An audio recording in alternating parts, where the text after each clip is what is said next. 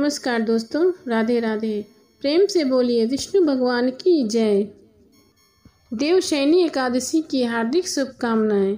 साल में लगभग 24 एकादशी होती है। हालांकि प्रत्येक तीसरे वर्ष अधिक मास होने से 2 एकादशियां बढ़ जाती हैं और कुल 26 हो जाती है। शास्त्र में कहा गया है कि एकादशी का व्रत करके भगवान विष्णु की पूजा करने से घर में सुख समृद्धि आती है। एकादशी तिथि भगवान विष्णु को समर्पित होती है, इसलिए एकादशी को हरि वासर या हरि का दिन भी कहा जाता है। हर महीने कृष्ण और शुक्ल पक्ष में 2 एकादशी पड़ती है और इस व्रत को करने से सभी पाप नष्ट हो जाते हैं। एकादशी स्वयं विष्णु प्रिया है, इसलिए इस दिन व्रत जप तप दान पुण्य करने से प्राणी श्री हरि का सानिध्य प्राप्त कर जीवन मरण के बंधन से मुक्त होकर मोक्ष को प्राप्त होता है। शास्त्रों में एकादशी व्रत को करने का विशेष नियम बताया गया है, जिसका पालन करने से व्रत का पूरा लाभ मिलता है। जो लोग किसी कारण से एकादशी व्रत नहीं कर पाते, उन्हें श्री हरि एवं देवी लक्ष्मी की कृपा पाने के लिए एकादशी के दिन खान पान एवं व्यवहार में सात्विकता का पालन करना चाहिए। एकादशी व्रत से बढ़कर कोई व्रत नहीं होता और विवेक के समान कोई बंधु नहीं होता। माना जाता है कि अगर कोई व्यक्ति 5 ज्ञान इंद्रियों को साध लेता है तो वह प्राणी पवित्र हो जाता है। एकादशी के बारे में कहा जाता है कि इस दिन शरीर में पानी कम होना चाहिए।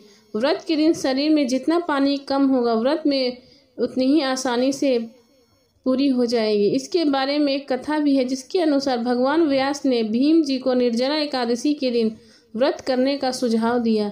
शास्त्रों में लिखा है कि देवर्षि नारद ने 1000 साल तक निर्जला एकादशी का व्रत करके भगवान नारायण की भक्ति प्राप्त की थी। इस व्रत को सर्वश्रेष्ठ व्रत बताया गया है। एकादशी के दिन क्यों नहीं खाने चाहिए चावल? पौराणिक मान्यताओं के अनुसार एकादशी के दिन चावल से प्राणी रेंगने वाले जीव की योनि में जन्म पाता है, किंतु द्वादशी को चावल खाने से इस योनि से मुक्ति मिल जाती है। कथा के अनुसार माता शक्ति के क्रोध से बचने के लिए महर्षि मेधा ने शरीर त्याग दिया और उनके अंश पृथ्वी के समा गया। चावल और जौ के रूप में महर्षि मेधा उत्पन्न हुए, इसलिए चावल और जौ को जीव माना जाता है। जिस दिन महर्षि मेधा का अंश पृथ्वी में समाया, उस दिन एकादशी तिथि थी। अंत इनको जीव के रूप में मानते हुए एकादशी को भोजन के रूप में ग्रहण करने से परहेज किया जाता है, ताकि सात्विक रूप से विष्णु प्रिया एकादशी का व्रत संपन्न हो सके। ज्योतिष मान्यता के अनुसार चावल में जल की तत्व मात्रा अधिक होती है। जल में चंद्रमा का प्रभाव अधिक पड़ता है। चावल खाने से शरीर में जल की मात्रा बढ़ती है, इससे मन विचलित और चंचल होता है। मन के चंचल होने से व्रत के नियमों का पालन करने में बाधा आती है। एकादशी व्रत मन का पवित्र और सात्विक भाव का पालन अति आवश्यक होता है, इसलिए एकादशी के दिन चावल से बनी चीजें खाना वर्जित किया गया है। देवशयनी एकादशी व्रत कथा। धर्मराज युधिष्ठिर ने कहा, हे केशव, आषाढ़ शुक्ल एकादशी का क्या नाम है? इस व्रत के करने की क्या विधि है और किस देवता का पूजन किया जाता है? श्री कृष्ण कहने लगे, हे युधिष्ठिर, जिस कथा को ब्रह्मा जी ने नारद जी से कहा था, वही मैं तुमसे कहता हूँ। एक समय नारद जी ने ब्रह्मा जी की यही प्रश्न किया था। तब ब्रह्मा जी ने उत्तर दिया कि हे नारद, तुम्हें कलयुगी जीवों के उद्धार के लिए बहुत ही उत्तम प्रश्न किया है, क्योंकि देवशयनी एकादशी का व्रत सब व्रतों में उत्तम है। इस व्रत के समस्त पाप नष्ट हो जाते हैं और जो मनुष्य इस व्रत को नहीं करते वे नरकगामी होते हैं।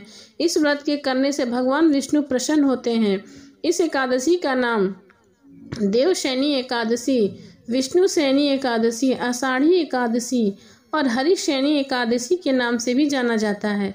अब मैं तुमको एक पौराणिक कथा सुनाता हूँ, तुम मन लगाकर सुनो। सूर्यवंश में मांधाता नाम एक चक्रवर्ती राजा हुआ, जो सत्यवादी और महान प्रतापी था। वह अपनी प्रजा का पुत्र की भांति पालन किया करता था। उसकी सारी प्रजा धन धान्य से भरपूर और सुखी थी। उसके राज्य में कभी अकाल नहीं पड़ता था। एक समय उस राजा के राज्य में 3 वर्ष तक वर्षा नहीं हुई और अकाल पड़ गया। प्रजा अन्न की कमी से अत्यंत दुखी रहने लगी। अन्न न होने से राज्य में त्राही त्राही हो गई। यज्ञ आदि बंद हो गए। एक दिन राजा प्रजा के पास जाकर कहने लगे, हे राजा, सारी प्रजा त्राही त्राही पुकार रही है, क्योंकि समस्त विश्व में सृष्टि का कारण वर्षा है। वर्षा के अभाव में अकाल पड़ गया और अकाल से प्रजा मर रही है। हे राजन, कोई ऐसा उपाय बताओ जिससे प्रजा का कष्ट दूर हो। राजा मांधाता कहने लगे, आप लोग ठीक कह रहे हैं। वर्षा से ही अन्न उत्पन्न होता है और आप लोग वर्षा न होने से अत्यंत दुखी हो गए हैं।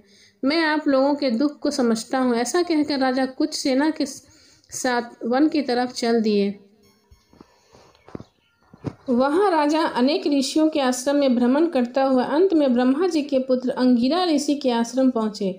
वहाँ राजा ने घोड़े से उतरकर अंगिरा ऋषि को प्रणाम किया।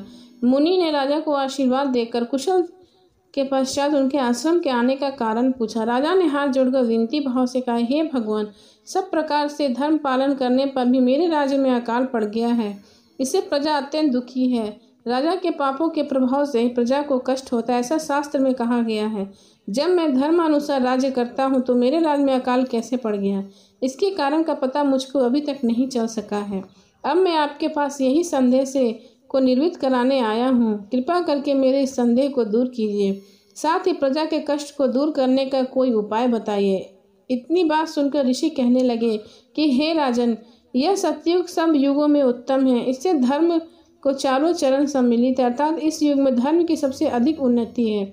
लोग ब्रह्मा की उपासना करते हैं और केवल ब्राह्मणों को ही वेद पढ़ने का अधिकार है। ब्राह्मण ही तपस्या करने का अधिकार रख सकते हैं, परंतु आपके राज्य में एक शूद्र तपस्या कर रहा है। इसी दोष के कारण आपके राज्य में वर्षा नहीं हो रही है। इसलिए यदि आप प्रजा का भला चाहते हो तो शूद्र का वध कर दो। इस पर राजा कहने लगे कि महाराज, मैं उस निरपराध तपस्या करने वाले शूद्र को किस तरह मार सकता हूँ? आप इस दोष को छूटने का कोई दूसरा उपाय बताइए। तब ऋषि कहने लगे, हे राजन, यदि तुम अन्य उपाय जानना चाहते हो तो सुनो। आषाढ़ माह के शुक्ल पक्ष की एकादशी का विधि पूर्वक व्रत करो। व्रत के प्रभाव से तुम्हारे राज्य में वर्षा होगी और प्रजा सुख प्राप्ति रहेगी, क्योंकि इस एकादशी का व्रत सब सिद्धियों को देने वाला है और समस्त उपद्रवों को नाश करने वाला है। इस एकादशी का व्रत तुम प्रजा सेवक तथा मंत्रियों सहित करो। मुनि के इस वचन को सुनकर राजा अपने नगर को वापस आया और उसने विधि पूर्वक देवशयनी एकादशी का व्रत किया। उस व्रत के प्रभाव से वर्षा हुई और प्रजा को सुख पहुंचा। अंत इसी माह की एकादशी का व्रत सब मनुष्यों को करना चाहिए। यह व्रत इस लोक में भोग कर परलोक की मुक्ति दिलाने वाला होता है। इस कथा को पढ़ने और सुनने से मनुष्य के समस्त पाप को नष्ट हो जाते हैं और उसे सुख की प्राप्ति होती है। प्रेम से बोले विष्णु भगवान की जय।